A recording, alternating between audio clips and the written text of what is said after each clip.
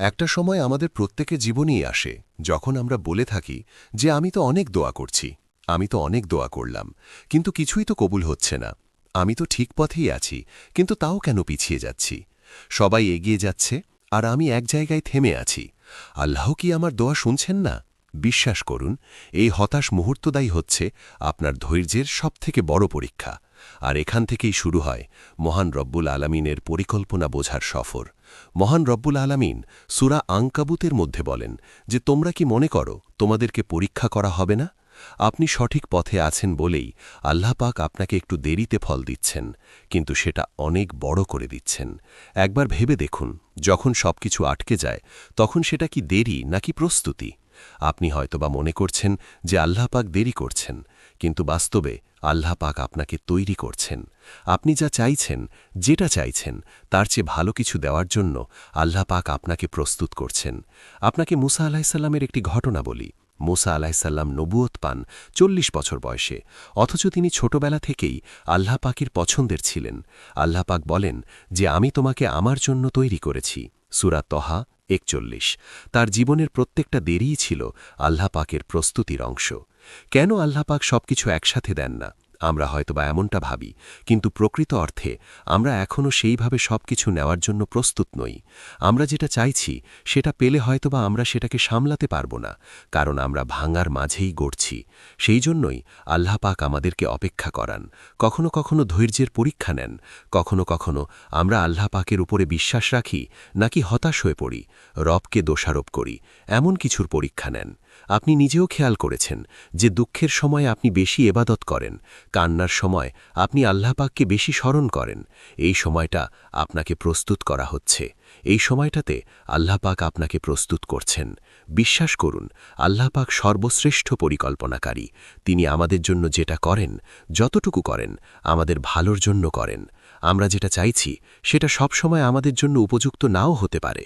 আপনি যেটা পাওয়ার জন্য কান্না করছেন, হতে পারে সেটা পাওয়ার পরে আপনার ক্ষতি হবে। আমরা তো এটার গ্যারান্টি দিতে পারি না যে আমরা যেটা চাইছি সেটা ১০০% পারফেক্ট, সেটাই সবথেকে সঠিক। মহান রব্বুল আলামিন সূরা বাকারার মধ্যে এটাকে স্পষ্ট করে দিয়েছেন যে তোমরা এমন কিছু অপছন্দ করো যেটার মধ্যে তোমাদের ভালো রয়েছে। বিশ্বাস করুন, আল্লাহ পাক আপনার দোয়া ফেলে দেন না, তিনি সেটাকে ধরে রাখেন ঠিক সেই সময়ের জন্য যখন আপনি সেটা পেলে শুধুমাত্র খুশি নয়, বরং তৃপ্তিও পাবেন। আপনার দোয়া এখনও কবুল হয়নি, তার মানে এটা নয় যে আপনি বাতিল হয়ে গেছেন। নিঃসন্দেহে আপনি আল্লাহর প্ল্যানের মধ্যেই আছেন, শুধু একটু ধৈর্যের প্রয়োজন। আমরা তো প্রায়ই বলি যে সব ঠিক হয়ে যাবে ইনশাআল্লাহ, ধৈর্য ধরতে হবে। আপনি কি একবারও ভেবে দেখেছেন যে ধৈর্য মানে কি শুধুমাত্র চুপচাপ হাত গুটিয়ে বসে থাকা, নাকি সমস্ত কিছুকে মেনে নিয়ে সামনে এগিয়ে যাওয়া, সঠিক সময় সঠিক পরিস্থিতির জন্য নিজেকে প্রস্তুত করা? কোরআন এবং তাফসির আমাদেরকে এটাই শেখায় যে সবার মানে শুধুমাত্র চুপচাপ বসে থাকা নয়, শুধুমাত্র সহ্য করা নয়, বরং এটা হলো ঈমানী প্রতিরোধ। নিশ্চয়ই আমাদের আল্লাহ ধৈর্যশীলদের সাথেই আছেন। সূরা বাকারা ১১৫। এখন প্রশ্ন হচ্ছে, এই ধৈর্যশীল কারা?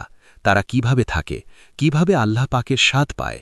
এখন কোরআনের দৃষ্টিতে ধৈর্য বা সাবার বলতে বোঝায় আত্মাকে পাপ থেকে মুক্ত রাখা। এটা শুধুমাত্র কষ্টের মুহূর্তে চুপ থাকা নয়, বরং সমস্ত অপরাধ থেকে নিজেকে বিরত রাখা এবং কঠিন সময়গুলোতে আল্লাহর উপরে ভরসা রেখে পরিস্থিতির মোকাবেলা করা। হয়তোবা কিছু মানুষ আমাকে অবহেলা করছে, কিন্তু আমি জানি আমার রব আমাকে দেখছেন এবং তিনি আমাকে অনেক বেশি ভালোবাসেন, আমাদেরকে অনেক বেশি ভালোবাসেন। এই বিশ্বাসটা রাখা উচিত, কারণ এটা কোনো কল্পনা, কোনো গল্প মিশ্রিত লাইন নয়, এটা বাস্তব, এটা সত্য। যদি ভালো না বাসতেন, তাহলে এতটা আমরা তার থেকে দূরে থাকা সত্ত্বেও তিনি কেন আমাদেরকে রিজিক দিতেন? তিনি কেন আমাদেরকে ভালো রাখতেন? তিনি কেন আমাদেরকে সুস্থ রাখতেন? নিঃসন্দেহে এই সমস্ত কিছু প্রমাণ দেয় যে আমাদের রব আমাদেরকে অনেক বেশি ভালোবাসেন। ধৈর্য ধরা মানে কঠিন সময়গুলোতে ভেঙে পড়া নয়, বরং সবার করা। ধৈর্য মানেই হচ্ছে কঠিন সময়গুলোতে আল্লাহ পাকের উপরে বিশ্বাস রাখা, ভেঙে না পড়েও কাঁদতে পারা এবং অভিযোগ না করা। আমি আমার সমস্ত দুঃখ কষ্ট মহান রব্বুল আলামিনের কাছে শেয়ার করছি, আল্লাহ পাকের কাছে শেয়ার করছি। এই লাইনটি বলেছিলেন ইয়াকুব আলাইহিসসালাম, যিনি তাঁর প্রিয় সন্তানকে হারিয়েও বলেননি যে আল্লাহ পাক কেন এমনটা করলেন। আপনার সফলতা দেরিতে আসছে, আপনার সাকসেস ডিলে হচ্ছে, তার মানে এমনটা নয় যে আপনি ব্যর্থ। এমনটা কেন ভাবছেন? হতে পারে আল্লাহ পাক আপনাকে ধৈর্যের ডিগ্রি দিচ্ছেন। ঠিক যেই সময়ে আপনি অপেক্ষায় থাকেন, সেই সময়ে আল্লাহ পাক আপনাকে প্রস্তুত করেন। আপনি পরিশ্রম করছেন, আপনি ধৈর্য ধরছেন, আপনি নামাজ পড়ছেন, আপনি দোয়া করছেন, কিন্তু কিছুই হচ্ছে না। আপনার মনে হচ্ছে কিছুই হচ্ছে না, কিন্তু আল্লাহ পাক কি আপনাকে দেখছেন না? অবশ্যই তিনি দেখছেন, এবং তিনি জানেন আপনার মনের মধ্যে কি চলছে, আপনি কি চান, এবং তিনি এটাও জানেন যে কোনটা আপনার জন্য উত্তম আর কোনটা আপনার জন্য উত্তম নয়। একটা কথা মনে রাখবেন, ধৈর্য মানে শুধুমাত্র চুপ থাকা নয়, আল্লাহ পাকের উপরে ভরসা রেখে চুপ থাকা, সঠিক সময়ের অপেক্ষা করা, নিজেকে ঠিক রাখা এবং সময় মতো ফল পাওয়ার আশা করা। বিশ্বাস করুন, আল্লাহ পাকের কাছে ধৈর্যশীল বান্দার জন্য আলাদা প্ল্যান থাকে। আপনার ধৈর্য কিন্তু বৃথা যায় না, যাবে না। আপনার নাম প্রত্যেকটা দিন আল্লাহ পাকের সামনে উঠছে। আপনি শুধু থামবেন না, ইনশাআল্লাহ। আচ্ছা, আপনি কি কখনো এমন সময়ের মধ্য দিয়ে গেছেন যেখানে আপনি আপনার সবটুকু দিয়ে চেষ্টা করলেন কিন্তু হলো না, ভেঙে গেল? যেখানে আপনি কিছু চাইলেন, পেলেন না, বরং উল্টো বঞ্চিত হলেন, এবং আপনার মনে হচ্ছে যে আপনি ব্যর্থ? কখনো কি এমন পরিস্থিতি আপনার জীবনে এসেছে? কিন্তু বিশ্বাস করুন, যদি আপনার জীবনে এমন সিচুয়েশনও আসে, তাহলে একটা কথা মনে রাখবেন যে আপনি ব্যর্থ নন। আর আপনি মনে করতেই পারেন যে আমি ব্যর্থ, কিন্তু বিশ্বাস করুন, কোরআন বলে যে ব্যর্থতা আপনার জন্য শ্রেষ্ঠ নিয়ামত। আল্লাহ বলেন যে তোমরা অনেক কিছু অপছন্দ করো, কিন্তু সেটার মধ্যে তোমাদের ভালো রয়েছে। সূরা বাকারা। অর্থাৎ আপনি যেটাকে ব্যর্থতা ভাবছেন, আল্লাহ পাক সেটা দিয়ে এমন কিছু শুরু করতে যাচ্ছেন যেটা আপনি এখন বুঝতে পারছেন না। তাওয়াক্কুলের আসল মানে কি? আমি চেষ্টা করার পরে ফল পাব? না, বিষয়টা এমন নয়। তাওয়াক্কুল মানে হচ্ছে আমি চেষ্টা করব, কিন্তু ফল আল্লাহ পাকের উপরে ছেড়ে দেব, কারণ তার পরিকল্পনাটাই সেরা। এটা সেই আত্মবিশ্বাস যেটা বলে আল্লাহ চাইলে এই ব্যর্থতা থেকেও কিছু সৃষ্টি করবেন। আপনি ভেবে দেখুন, নবীদের জীবনে ব্যর্থতার মুহূর্তগুলো কিভাবে সফলতার শুরু ছিল।